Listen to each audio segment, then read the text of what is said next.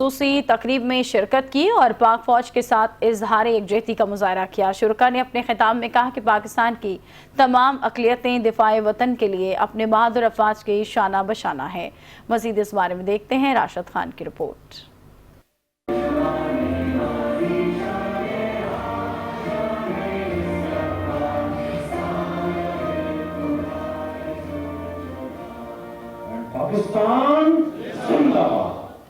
کراچی میں federation of Pakistan chambers of commerce and industry کے زیر اہتمام اقلیتی برادری نے مورقہ حق کے عنوان سے ایک پروگرام کے ذریعے یوم آزادی جوش و خروش سے منایا۔ تقریب میں اقلیتی برادری کے افراد نے بڑی تعداد میں شرکت کی اور وطن عزیز سے محبت کا اظہار کیا۔ تمام کمیونٹیز جو پاکستان میں رہتی ہیں بستی ہیں، سکھ برادری ہو، ہندو برادری ہو، کرسچن کمیونٹی ہو، پارسی کمیونٹی سے ہوں لوگ، اور ہمارے مسلمان بھائی بھی آج ہمارے ساتھ ہماری خوشیوں میں شریک ہیں، اور میں بہت ہی شکر گزار ہوں فیڈریشن کی تمام مینجمنٹ کا، جنہوں نے ہمیں یہ پلیٹ فارم، یہ اپرچونٹیز دی۔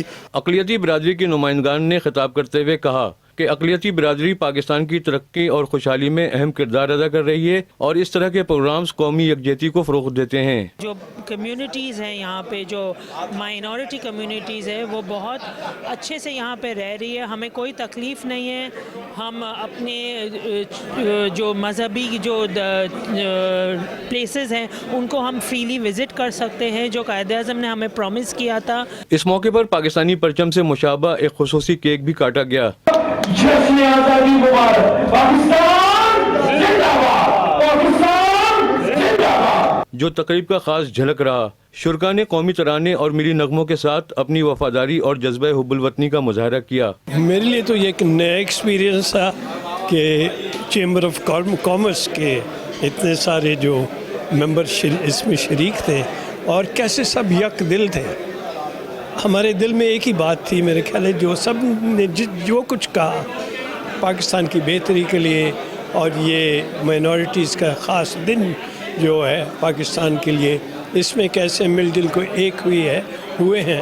تقریب کے مہمان خصوصی وزیر مملکت برائے مذہبی امور خیال داس کوہستانی تھے۔ اس پروقار تقریب میں مقامی مسیح، ہندو، پارسی، سکھ سمیت دیگر مذہبی رہنماؤں، کاروباری شخصیات اور سماجی کارکنوں نے بھی شرکت کی اور ملک کی ترقی کے لیے مل کر کام کرنے کے عزم کا اعادہ کیا۔ کیمرہ مین رخسار بیگ کے ہمراہ راشد خان، 5 نیوز، کراچی۔